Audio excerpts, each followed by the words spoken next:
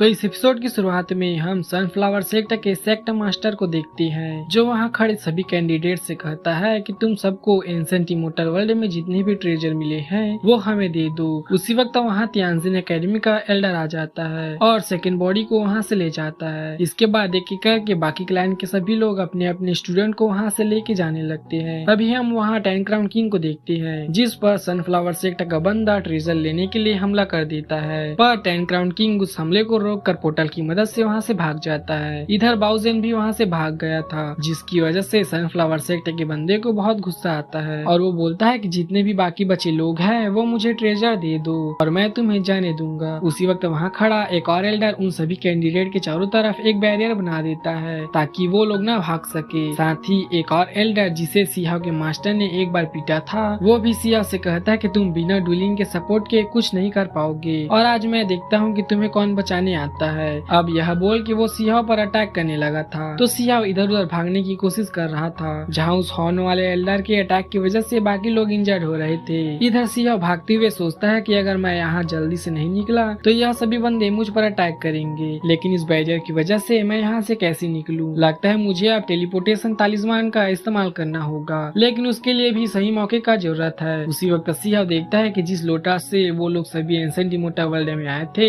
उसमें से एक ड्रैगन स्पिरिट बाहर आता है, तो उसे देख के सियाओ कहता है कि यह तो नीन ड्रैगन है और यह कैंडिडेट को बचाने के लिए बाहर आता है। तभी वह ड्रैगन कैंडिडेट के चारों तरफ शील्ड बना देता है, तो इसी मौके का फायदा उठा के सियाओ उस टेलीपोर्टेशन तालिस्मान का यूज करता है और वहाँ से भागने लगता है। पर वो हॉर्न वाला एल्डर अपने एक मैजिक मिरर का इस्तेमाल करके सियाओ पर ट्रैकिंग डिवाइस लगा देता है। इधर सियाओ एक खंडर जैसे इलाके में टेलीपोर्ट हो गया था, लेकिन तभी उसे फॉलो करता हुआ वो हॉर्न वाला एल्डर भी आ जाता है और बोलता है कि आज तुम मुझसे बच के कहीं नहीं जा पाओगे, आज लक मेरी साइड है, जिसकी वजह से मैं तुम्हें एक अच्छी मौत दे पाऊंगा। अब ये बोल के वो सियाओ पर अटैक करता है, तो सियाओ यह बोलते हुए अपने ट्रेजर से उस हॉर्न वाले एल्डर के अटैक को रोक लेता है कि तुम्हें क्या लगता है मैं तुमसे डरता हूँ? उसी वक्त वहाँ सनफ्लावर सेक्ट का भी बंदा आ जाता है और हॉर्न वाले एल्डर से कहता है कि तुम यहाँ से चले जाओ और सियाओ को मेरे हवाले कर दो। तभी वहाँ मिंग्यू भी आ जाता है और बोलता है कि सियाओ आज चाहे जितनी भी कोशिश कर ले पर वह हमसे बच के नहीं भाग पाएगा और यह देख के मुझे काफी खुशी हो रही है। तभी वहाँ एक और एल्डर आ जाता है और बोलता है कि हवांग मुझे गुस्सा मत दिलाओ और तुम्हारे पास सिगरेट बुक है वो मुझे दे दो, इसके बदले मैं तुम्हें आसान मौत दूंगा। तभी मिंग्यू बोलता है कि तुम लोगों को सियाओ से जो भी लेना है वो ले लो, पर इसकी बॉडी छोड़ देना क्योंकि इसने लेदरलैंड को काफी ज्यादा नुकसान पहुँचाया है और इसकी बॉडी उसकी भरपाई करेगी। तभी एक एल्डर सियाओ से कहता है कि क्या तुमने मेरे क्लैन के स्टूडेंट को मारते हुए कभी नहीं सोचा था कि तुम्हें ऐसे भी दिन देखना पड़ेगा? इस पे सियाओ बोलता है कि तुम्हारे हेवनली किंगडम ने एक बार मेरे मास्टर को कैद कर लिया था और तुम लोगों ने काफी बुरे काम भी किए थे, तुम्हें तो मेरा एहसान मानना चाहिए कि मैंने तुम्हारे कुछ स्टूडेंट को मारा है, तुम्हारा तो पूरा क्लैन खत्म होना डिजर्व करता है। इधर गॉड टेम्पल का बंदा हंसते हुए बोलता है कि तुम्हारी हिम्मत भी कैसी हो रही है हम सबके सामने बोलने की। उसी वक्त सनफ्लावर सेक्ट का भी बंदा बोलता है कि तुम जैसा लो लेवल कल्टीवेशन वाला बंदा एक लीडर लेवल के कल्टीवेशन वाले बंदे को चैलेंज कर रहा है। अब यह बोल के वह बंदा सियाओ पर अटैक कर देता है, लेकिन सियाओ अपने एक ट्रेजर की मदद से बच जाता है। तभी वहाँ कुछ और सेक्टर के बंदे भी आ जाते हैं और सियाओ से कहता है कि जिस वैंगलिंग मैप की मदद से तुमने यह अटैक रोका है वो जल्दी से हमें दे दो। अब ये बोल के वो बंदे एक साथ सियाओ पर अटैक कर देती हैं, तो सियाओ अपने ड्रैगन को बाहर निकालते हुए उनके अटैक को रोकने की कोशिश करता है, लेकिन सियाओ का ड्रैगन ज्यादा देर तक नहीं टिक पाता, तो सियाओ अपने चारों तरफ वैंगलिंग मैप से शील्ड बना लेता है और उन सब के एक साथ अटैक करने की वजह से सियाओ थोड़ा इंजर्ड हो गया था और वहाँ से भागने की कोशिश करता है, लेकिन मिंग्यू यह बोलते हुए सियाओ को रोकने लगता है कि तुम कैसे सोच सकते हो कि तुम एक लीडर लेवल के एल्डर से बच के भाग सकते हो। इधर सियाओ मिंग्यू के अटैक से बचते हुए दूसरे डायरेक्शन में मुड़ गया था, लेकिन तभी उसके सामने एक लुओ फू वैले का बंदा आ जाता है और सियाओ को रोकने लगता है, तो सियाओ एक तालिस्मान निकालते हुए कहता है कि इस तालिस्मान को मैंने आज तक यूज नहीं किया है, देखते हैं इससे क्या होता है। अब सियाओ वो तालिस्मान उस बंदे की तरफ फेंकता है, जिसकी वजह से कई सारी स्वाड उस तालिस्मान से निकल के उस बंदे को लग जाती है, जिससे वह मारा जाता है। तो यह देख के एक एल्डर कहता है कि इससे थोड़ा सावधान रहना, इसके पास कई सारे ट्रेजर हैं। अब वह सभी लोग सियाओ को चारों तरफ से घेर लेते हैं। इसके बाद हॉर्न वाला एल्डर अपने दोनों हॉर्न बड़े करके सियाओ से कहता है कि आज मैं अपना क्लैन का बदला तुमसे लेकर ही रहूंगा। अब यह बोल के वो अपने हॉर्न से सियाओ पर अटैक करता है, जिसे सियाओ अपनी स्वार्थ से रोकने की कोशिश कर रहा था। इस तरफ हम उस मोटे लड़के को देखते हैं जो अपने मास्टर को ढूंढ रहा था ताकि वो सियाओ की मदद कर सके, लेकिन उसे वह कहीं नहीं मिलता, इसलिए वह बोलता है कि आखिर मुसीबत मुसीबत के वक्त आप कहाँ गायब हो जाते हो। इधर सियाओ थोड़ा इंजर्ड हो गया था।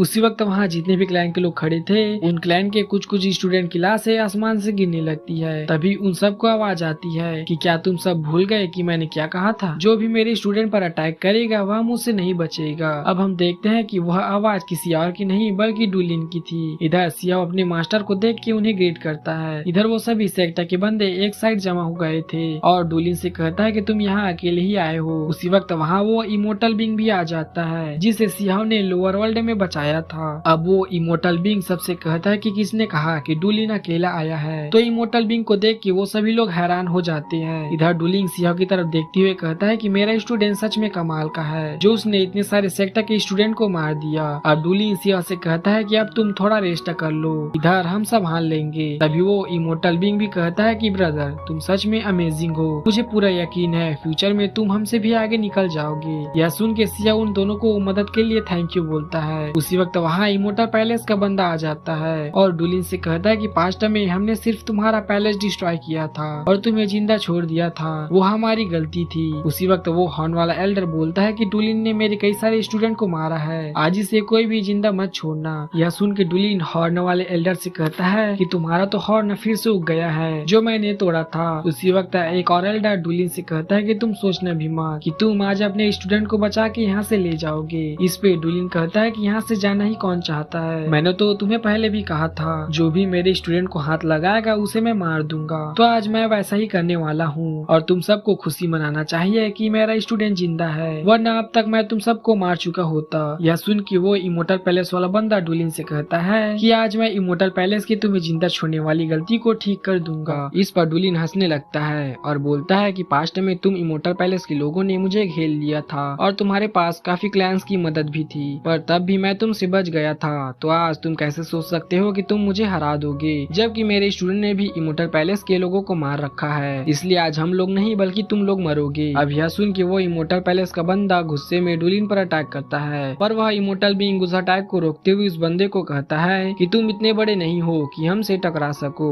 यह सुन के वह बंदा कहता है कि आज अगर हमने इन्हें जिंदा जाने दिया तो फ्यूचर में यह लोग हमें बहुत ज्यादा नुकसान पहुंचाएंगे। इस पर वह हॉर्न वाला एल्डर कहता है कि डुलिन आज हमारे स्टूडेंट को मारने की धमकी दे रहा है, तो सोचो फ्यूचर में हम अपने स्टूडेंट को कैसे बचाएंगे। यह सुन के डुलिन कहता है कि बुड्ढे लगता है तुम्हें बहुत खुजली हो रही है, मैं तुम्हारी खुजली मिटा देता हूँ। अब यह बोल के वो उस एल्डर पर अटैक करता है, पर वो एल्डर अपना बफेलो स्पिरिट हेड बाहर निकाल लेता है, लेकिन डुलिन उसे एक हैंड साइन बना के उस बफेलो हेड को डिस्ट्रॉय करके उस एल्डर को पीछे कर देता है, जिसके बाद वह उसे मुक्का मार के नीचे गिरा देता है और फिर उसका हॉर्न काट के सियाह को हॉर्न देते हुए उससे कहता है कि इसका हॉर्न दोबारा उग जाता है, इसलिए तुम इस वाले को रख लो और इससे कोई म्यूजिक इंस्ट्रूमेंट बना लेना। तो सियाह उसे रख लेता है। इधर वो इमोर्टल पैलेस वाला बंदा सबसे बोलता है कि हमें मिल के अटैक करना होगा। तो यह सुन के तीन क्लैन के बंदे मिल के एक स्पिरिट बॉडी बनाते हैं और डुलिन पर अटैक करते हैं, तो डुलिन उस स्पिरिट को रोक देता है। इधर वो इमोर्टल बीइंग भी आगे आने लगता है, तो सनफ्लावर सेक्टर का बंदा बाकी दोनों सेक्टर के साथ मिलके उस पर अटैक करने लगता है। तभी एक बंदा इमोर्टल बीइंग से कहता है कि क्या तुम्हें याद नहीं कि तुम्हें एक बार कई सालों के लिए कैद कर लिया गया था और तुम फिर भी इन्हें यहाँ बचाने आ गए। यह सुन के इमोर्टल बीइंग कहता है कि याद दिला के तुमने मुझे और गुस्सा दिला दिया है। अब वो एल्डर इमोर्टल बीइंग पर ड्रैगन बन के अटैक करता है, तो इमोर्टल बीइंग उस ड्रैगन का मुंह पकड़ के बीच से फाड़ देता है। यह देख के सियाह बोलता है कि इस ड्रैगन का सूप तो काफी अच्छा बनेगा। इधर डुलिन अपने डोमेन में एक एल्डर को पकड़ लेता है और उसे मार देता है, जिसके बाद वो कई सारी स्पीड बना के एक एक कर उन एल्डर से लड़ने लगता है। इधर उस इमोर्टल बीइंग पर कई सारे लोग हमला कर रहे थे, तो वो अपनी स्पिरिचुअल बॉडी बाहर निकाल लेता है, लेकिन वो हॉर्न वाला बंदा वो स्पिरिचुअल बॉडी तबाह कर देता है। उसी वक्त वहाँ वो पियक्कड़ एल्डर आ जाता है जो सियाह को इमोर्टल वर्ल्ड में जाने से पहले मिला था, तो उसको मदद के लिए आता देख सियाह उससे भी थैंक यू कहता है। तो अब उन तीनों को देख के वो सभी लोग कहते हैं कि बस तुम्हारी ही कमी रह गई थी, पर तुम्हें क्या लगता है तुम दोनों इसे हमसे बचा पाओगे? बल्कि यह तो अच्छा मौका है, हम तुम तीनों को एक साथ मार देंगे। इस पर वो इमोर्टल बीइंग हंसते हुए कहता है कि तुम बस सपना ही देखते रहो, आज देखा जाएगा कि कौन मरता है। इधर एक एल्डर इमोर्टल बीइंग से कहता है कि तुम्हारे पास अब वो असली रॉक फिश वाली टेक्निक नहीं है, इसलिए तुम हमारा कुछ नहीं बिगाड़ सकते। अब यह बोल के वो सभी लोग एक साथ अपनी पावर मिला के एक लीडर लेवल बैरियर वहाँ क्रिएट कर देते हैं ताकि वहाँ से कोई भाग ना सके। इधर सनफ्लावर सेक्टर का बंदा कहता है कि अगर इसके पास असली रॉक फिश टेक्निक होती तो भी यह हमारा कुछ नहीं बिगाड़ पाता। इसमें वो इमोर्टल बीइंग कहता है कि अगर मेरे पास वह टेक्निक होती तो तुम यहाँ खड़े होने की हिम्मत नहीं कर पाते। इस पे एक एल्डर बोलता है कि अब तुम्हारे हमारे पास वो टेक्निक नहीं है, इसलिए तुम हमारा कुछ नहीं बिगाड़ सकते।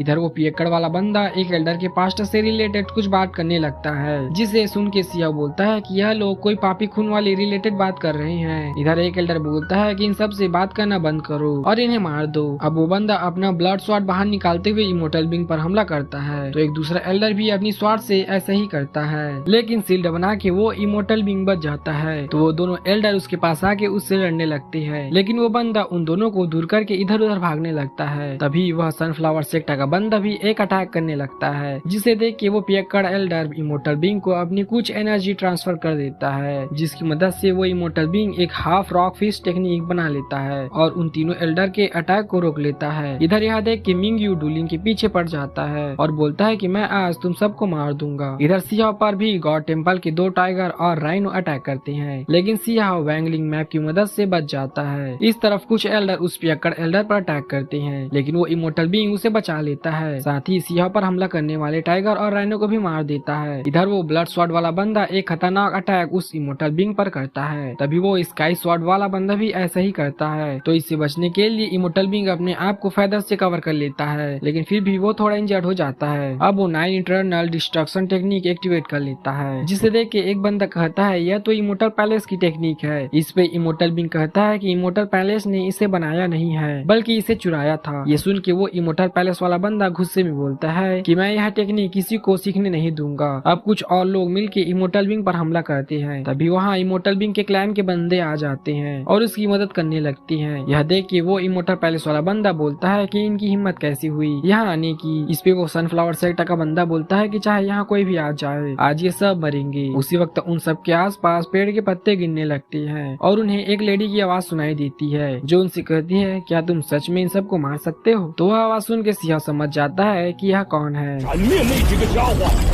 सेक्टर के बंदे को देखते हैं, जो बोल रहा होता है कि यह तो विलो लीफ है, जो कि सिर्फ एक ही पर्सन के पास है और मैं उससे मिल चुका हूँ, पर जिस जगह से ये लीफ गिर रहे हैं वहाँ पर तो एंशिएंट गेट है। तभी दूसरा बंदा बोलता है कि एंशिएंट गेट तो खतरों से भरा पड़ा है, क्योंकि उस जगह पर एक लीडर लेवल का बंदा भी बड़ी मुश्किल से सरवाइव कर पाता है। तो यह लेडी जिसकी आवाज आ रही है वो एंशिएंट गेट में कैसे हो सकती है? इस पे एक बंदा बोलता है कि यहाँ पर कोई रियल बॉडी नहीं है, इसलिए हो सकता है कि कोई हमें बेवकूफ बनाने की कोशिश कर रहा हो। यह सुन के गॉड टेम्पल का बंदा गुस्से में अपनी पावर रिलीज करते हुए बोलता है कि कौन है जो मिस्टीरियस तरीके से बात कर रहा है। उसी वक्त एक लीफ उसके सीने के आर पार चली जाती है, जिससे वह मर जाता है। ये देख के वहाँ खड़े सभी लोग हैरान हो जाते हैं। उसी वक्त वहाँ पर गॉड लॉक स्पिरिट आ जाता है और बोलता है कि सीनियर, क्या आप हो जिसने 5 कलर डिवाइन लिक्विड दे के मुझे कई सालों पहले ब्रेक थ्रू करने में हेल्प की थी? मैं वो एहसान कभी नहीं भूल सकता। तभी उन सबको गॉड ल्यू की आवाज आती है और वह सबको बोलती है कि पूरे वर्ल्ड में अभी वॉर का खतरा मंडरा रहा है और फिर भी तुम लोग यहाँ फाइट कर रहे हो, इसलिए सभी लोग पीछे होके यहाँ से चले जाओ। ये सुन के वो गोल्डन सेक्टर का बंदा बोलता है कि एंशिएंट टाइम से गेट मास्टर लेवल के बंदे को भी एंशिएंट गेट में सरवाइव करने में मुश्किल होती है, तो यह कोई ऐसा पर्सन तो नहीं होगा जो गेट मास्टर लेवल से भी ऊपर का ना हो। ये सुन के मिंग्यू बोलता है कि अभी उस लेडी ने अपने बस एक लीव से लीडर लेवल बंदे को मार दिया, तो यह सब एक नाटक कैसे हो सकता है? उसी वक्त वहाँ पर और भी एल्डर्स आ जाते हैं, जिनमें से एक बोलता है कि भले ही वो गेट मास्टर लेवल से ऊपर का हो, लेकिन वह अकेली है, ऊपर से अभी इतने सारे सेक्टर के एल्डर यहाँ है, तो हमें डरने की बात नहीं है। तभी एक बंदा इमोर्टल बीइंग से कहता है कि तुमने मेरे एक दोस्तों को मारा था, मैं तुमसे आज बदला जरूर लूंगा।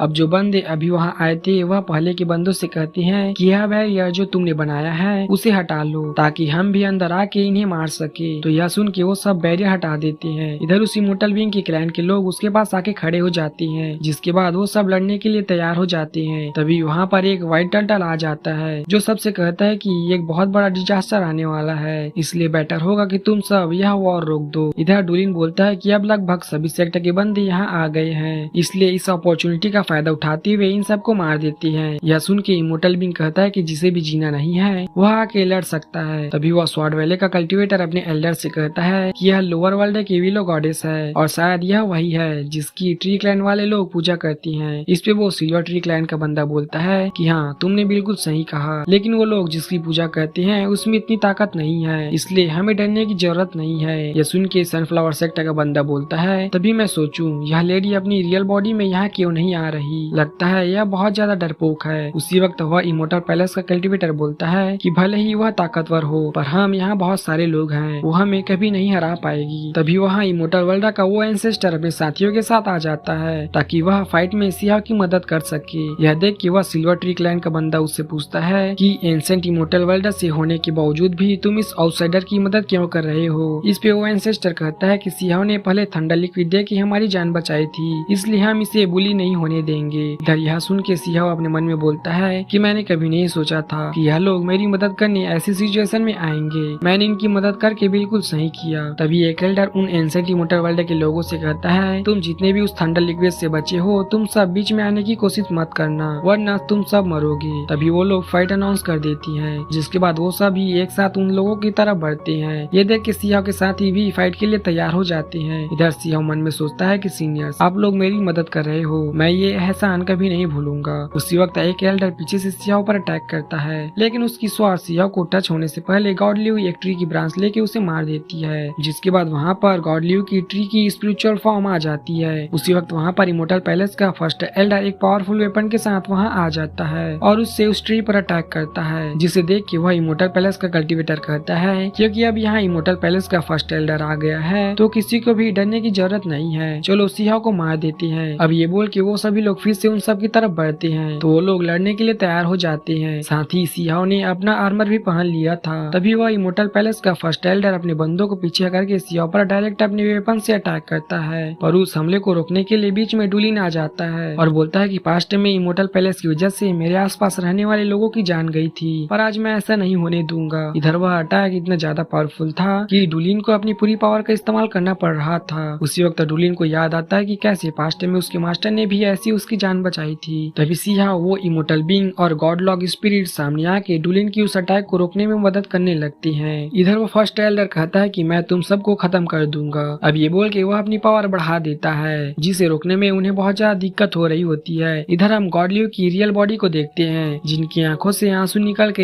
एक टेलीपोर्टेशन फॉर्मेशन बना देती है। तभी गॉडल्यू अपनी ब्रांचेस की मदद से सबसे पहले अपने एक ही अटैक में इमोर्टल पैलेस की उस वेपन को नीचे गिरा देती है। यह देख के सियाह के सभी दुश्मन हैरान हो जाते हैं और बोलते हैं कि यह इमोर्टल पैलेस का टॉप 10 वेपन में से एक था और उसे इस लेडी ने सिर्फ एक ही अटैक में नीचे गिरा दिया। तभी आसमान में वह टेलीपोर्टेशन फॉर्मेशन पूरी तरीके से बन जाती है, जिसमें से गॉडल्यू बाहर आती है। तो उन्हें देख के सियाह को उनकी सबसे पहले बताई हुई बातें याद आने लगती है। साथ ही वह उनके साथ वाली अपनी सारी मुलाकातें भी याद करता है। तो उन्हें देख के सियाह के सभी दुश्मनों को थोड़ी घबराहट होती है। उसी वक्त वो इमोर्टल पैलेस का फर्स्ट एल्डर वहाँ पर पहले से बड़ा और खतरनाक वेपन ले आता है और बोलता है कि यह तुम्हारा एरा नहीं है, तुम कभी भी इमोर्टल पैलेस पर राज नहीं कर सकती। यह सुन के वो इमोर्टल पैलेस का कल्टीवेटर कहता है, अब जब मेरे मास्टर वापस आ गए हैं तो हमें डरने की बिल्कुल भी जरूरत नहीं है। यह सुनने के बाद सब लड़ने के लिए तैयार होने लगती है। इधर गॉडल्यू फर्स्ट एल्डर से कहती है कि अगर तुम अभी भी वापस चले जाओगे तो मैं तुम्हें कुछ नहीं करूंगी। इस पे वो फर्स्ट एल्डर कहता है कि तुम मुझसे कुछ भी करने के लिए फोर्स नहीं कर सकती हो, मैं हर चीज करने के लिए आजाद हूँ। इस पे गॉडल्यू कहती है कि मैंने कभी नहीं एक्सपेक्ट किया था कि तुम अपने इतने जूनियर को मारने के लिए यहाँ पे आ जाओगे। इस पे वो फर्स्ट एल्डर कहता है कि तुम बाकी सब के बारे में भूल जाओ, फिलहाल तुम अपने बारे में सोचो कि तुम खुद को कैसे बचाओगी। अब वो फर्स्ट एल्डर इमोर्टल पैलेस का वेपन एक्टिवेट करने लगता है। ये देख के गॉडल्यू बोलती है कि ठीक है, अगर तुम्हें लड़ना है तो लड़ते हैं। अब ये बोल के वो अपनी ब्रांचेस को उस वेपन के चारों तरफ भेज देती है और उसकी वो ब्रांचेस उस वेपन को जकड़ के तोड़ने लगती है। ये देख के सियाह के सभी दुश्मन डरते हुए बोलते हैं कि एक इमोर्टल पैलेस का इतना खतरनाक वेपन यह लेडी इतनी आसानी से ट्रैप कैसे कर सकती है। तभी वो फर्स्ट एल्डर उन ब्रांचेस को डिस्ट्रॉय करके उस वेपन से कई सारी स्पिरिचुअल स्वॉर्ड गॉडल्यू की तरफ भेजता है, पर गॉडल्यू अपनी बनाई स्पिरिचुअल स्वॉर्ड से उन स्वॉर्ड को डिस्ट्रॉय कर देती है। इधर उनकी लड़ाई की ऑरा की वजह से बाकी सारे एल्डर पीछे होने लगते हैं। अब गॉडल्यू फिर से अपनी ब्रांचेस को भेज के उस वेपन को तोड़ने लगती है और बोलती है कि तुम अपनी मर्जी से यहाँ आ तो गए हो, पर तुम अपनी मर्जी से यहाँ से जा नहीं सकते।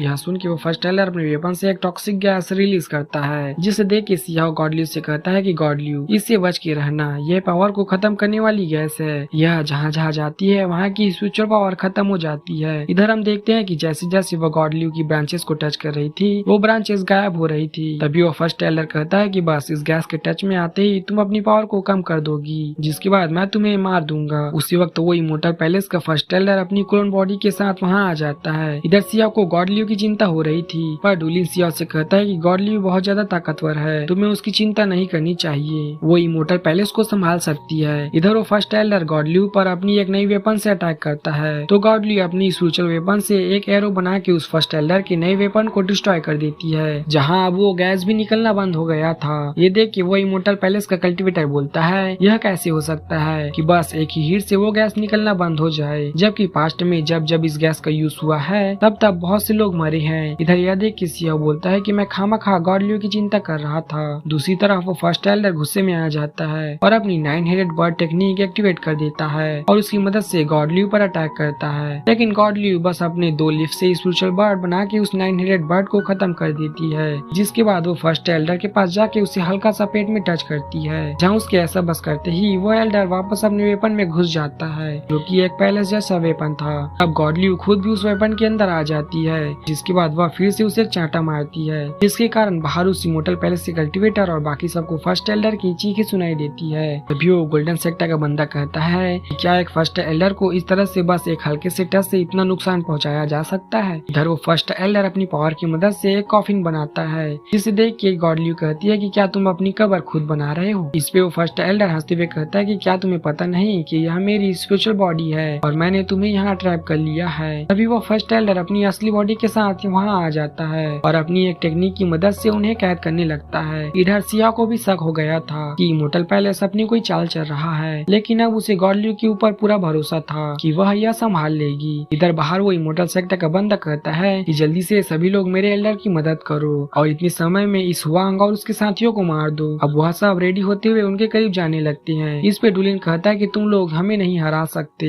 अब यह बोल के डुलिन अपने साथियों के साथ मिलकर एक एल्डर को मार देता है। यह देख के वो हॉर्न वाला एल्डर कहता है, मैं तुम्हें आज मार के मेरे क्लैन के सभी जीनियस की मौत का बदला लूंगा। अब वह अपना हॉर्न फिर से बाहर निकाल लेता है। ये देख के वह ट्री क्लैन का एंसेस्टर कहता है कि हुआंग ने हमारी बहुत मदद करी है, हम उसे कुछ नहीं होने देंगे। अब ये बोल के वह सब मिलके उस हॉर्न पर अटैक करते हैं। इस तरफ वह सिल्वर ट्री क्लैन का बंदा बोलता है कि लगता है तुम्हें कुछ भी समझ नहीं आ रहा है कि यहाँ क्या चल रहा है, इसलिए अब मरो। अब यह बोल के वो सभी उन पर अटैक करते हैं। बार गॉड स्पिरिट यह बोल के बीच में आ जाता है कि गॉड लियू ने मेरी बहुत मदद की है, इसलिए मैं किसी भी हालत में सिया को बचा के ही रहूंगा। इधर वो फर्स्ट एल्डर गॉड लियू से कहता है कि आज तुम फंस गई हो और जितने भी तुम्हारे बाकी साथी हैं वो लोग भी मारे जाएंगे। इसके बाद अपर वर्ल्ड में इमोर्टल पैलेस का कोई भी विरोध नहीं करेगा। यह सुन के गॉड लियू अपनी ब्रांचेस से एक ही सेकंड में वह पूरा वेपन तबाह कर देती है। साथ ही उनकी इस अटैक से कुछ एल्डर भी मारे जाती हैं। जिसके बाद गॉड लियू सबसे बोलती है कि क्या तुम लोग अभी फाइट को रोक के सिया को यहाँ से जाने नहीं दोगे। यह सुन के वह फर्स्ट एल्डर कहता है कि तुम्हें क्या लगता है तुम्हें हराना इम्पॉसिबल है और तुम हम सब पर राज कर सकती हो। अब वो एल्डर गॉड लियू पर मीटियोर की बारिश करता है, पर गॉड लियू अपनी ब्रांचेस की मदद से वह अटैक रोक के सारे मीटियोर को तबाह कर देती है। उसी वक्त आसमान में एक और पोर्टल ओपन होता है और उसमें से एक बेल की आवाज आने लगती है, जिसे सुन के सिया बोलता है कि ऐसी बेल तो लोअर वर्ल्ड के एक क्लैन के पास थी। तभी वहाँ पर एक और एल्डर बाउंडलेस बेल के साथ आ जाता है। यह देख के वो व्हाइट टर्टल कहता है कि तुम सब यह क्यों कर रहे हो, सब के सब पीछे हो जाओ क्योंकि डिजास्टर से लड़ने के लिए तुम सबको ताकत की जरूरत पड़ेगी। इस पर फर्स्ट एल्डर उससे कहता है कि अब यह मैटर को हम ऐसे ही नहीं छोड़ सकते, इसलिए तुम बस यह सब देखो हम सब मिलके इस भूतनी को कैसे मारते हैं। इधर वो बेल वाला एल्डर गॉड लियू से कहता है कि हुआंग को मुझे दे दो और मैं तुम्हें यहाँ से जिंदा जाने दूंगा। इस पे गॉड लियू कहती है कि मैं बातों से मामला सुलझाना चाह रही हूँ, इसलिए मुझे मेरी ताकत का इस्तेमाल करने पे मजबूर मत करो। यह सुन के वह बुढ़ा अपनी बेल पर खड़ा होते हुए बोलता है कि क्योंकि आज मैं यहाँ आ गया हूँ इसलिए मैं इस वर्ल्ड में ऐसी चीजों को जिंदा नहीं छोड़ूंगा जो फ्यूचर में हमारे लिए खतरा हो। अब यह बोल के वो एल्डर अपनी बेल से गॉड लियू पर अटैक करता है, जिससे गॉड लियू बड़े आराम से रोक पा रही थी। तो एल्डर उस अटैक को डबल कर देता है, जिसके ऑरा से ही वहाँ खड़े बाकी एल्डर दूर हो जाते हैं, लेकिन गॉड लियू अब भी उस अटैक को रोक पा रही थी। इधर मिंग्यू कहता है कि यह तो बाउंडलेस बेल है जिसके बारे में मैंने किताबों में पढ़ा है। इस पर वह गोल्डन सेक्टर का बंदा बोलता है कि इस बेल को किसी ऐसे ने बनाया है जिसे एक जमाने में हराना नामुमकिन था और उसने काफी लंबी जिंदगी भी जी थी। सच में यह आर्टिफैक्ट कितना शानदार है, जरूर इससे यह भूतनी मर जाएगी। इधर यह सब देख के गॉड लियू कहती है कि तुम सबके एक्शन देख के लग नहीं रहा कि तुम सब पीछे हटोगे। अब गॉड लियू अपनी ब्रांचेस की मदद से उस बेल वाले बंदे को पीछे कर देती है, तो उसके साथ फर्स्ट एल्डर भी खड़ा हो जाता है और बोलता है कि मैं तुम्हारी मदद करूंगा। जिसके बाद वो वहाँ पर अपना एक और वेपन ले आता है। अब वो दोनों मिलकर गॉड लियू गॉडल्यू पर अटैक करते हैं, जिसमें वो बेल वाला बंदा अपनी बेल की एक टेक्निक से गॉडल्यू पर प्रेशर डालने लगता है और फर्स्ट एल्डर अपने वेपन से ऊपर से गॉडल्यू पर अटैक करता है, लेकिन गॉडल्यू को वो रोकने में ज्यादा मुश्किल नहीं हो रही थी। तो फर्स्ट एल्डर अपनी पावर बढ़ा देता है, आज मैं तुम्हें यहाँ मार दूंगा। इधर सियाओ और उस ट्री क्लैन के एंसेस्टर को गॉडल्यू की चिंता हो रही थी, तभी वो बेल वाला बंदा अपनी और पावर बढ़ा देता है। यह देख के गॉडल्यू हैंडसेन बनाने लगती है, जिसके बाद गॉडल्यू अपनी एक ही अटैक से उस बेल को डिस्ट्रॉय कर देती है, जहाँ उनके ऐसा करने से उस बेल वाले एल्डर के मुंह से खून आने लगता है। इधर यह देख कि इमोर्टल पैलेस का कल्टीवेटर सबको भागने के लिए कहता है। इस तरफ गॉडल्यू अपनी असली ऑरा रिलीज करती है, जहाँ हमें पता चलता है कि वह सुप्रीम आर्ट बैटल लेवल पर है। अब Godlu illusion of killing intent technique का इस्तेमाल करके समय को वहीं रोक देती है, जिसके बाद वह आसपास जितने भी एल्डर भागने की कोशिश कर रहे थे उन्हें वह अपने लीव की मदद से एक ही बार में जान से मार देती है। इधर वो बेल वाला बंदा गॉडल्यू से कहता है कि तुम्हारी हिम्मत कैसी हुई इतने लोगों को मारने की। दूसरी तरफ वो एल्डर गॉडल्यू से बोलता है, अगर तुम यह लड़ाई रोकना ही चाहती हो तो चलो इसे रोक देते हैं, पर गॉडल्यू उसे धक्का मार के पीछे करती है, जिसके बाद वह अपनी स्पिरिचुअल बर्ड से उस पर हमला करती है, जिसकी वजह से वह फर्स्ट एल्डर खून की उल्टी करते हुए नीचे गिरने लगता है। यह देख के गॉडल्यू कहती है कि इस बैटल की शुरुआत ब्लड से हुई थी और एंड भी ब्लड से होगी, क्योंकि बातचीत का समय खत्म हो चुका है। इसके बाद गॉडल्यू कई सारी स्पिरिट की मदद से उस बेल वाले एल्डर पर अटैक करती है और उसे पूरा डिस्ट्रॉय करके फिर से जिंदा करती है, जिसकी वजह से उस बेल वाले बंदे को बहुत दर्द हो रहा था। इधर वो इमोर्टल पैलेस का कल्टीवेटर अभी भी चुपके से यह सब देख रहा था। तभी गॉडल्यू उन दोनों को अपनी ब्रांचेस से पकड़ लेती है और जगड़ के मारने लगती है, लेकिन तभी आसमान में गॉडल्यू के पास एक स्क्रोल आता है, जिसे पढ़ के गॉडल्यू कहती है कि तुम चाहते हो कि मैं इन्हें जिंदा छोड़ दूं। अब गॉडल्यू उन दोनों से कहती है कि तुम दोनों की आज किस्मत अच्छी है कि तुम दोनों आज बच गए, और मैं होप करूंगी तुम लोग फ्यूचर में अच्छे काम करोगे, वरना मैं फ्यूचर में तुम दोनों को जिंदा नहीं छोड़ूंगी। अब वो सियाह को अपने पास लाते हुए सबसे कहती है कि सियाह मेरा स्टूडेंट है, आज से अगर कोई भी इसे मारने की कोशिश करेगा तो मान लिया जाएगा वह मुझसे लड़ना चाहता है। यह देख कि वो बेल वाला एल्डर और फर्स्ट एल्डर सियाह के सामने सर झुका लेता है, जिसके बाद गॉडल्यू सबसे बोलती है कि अब से कोई भी एक वीक इंसान को परेशान नहीं करेगा, अगर मुझे इस बात का पता चला तो मैं उसे मार दूंगी।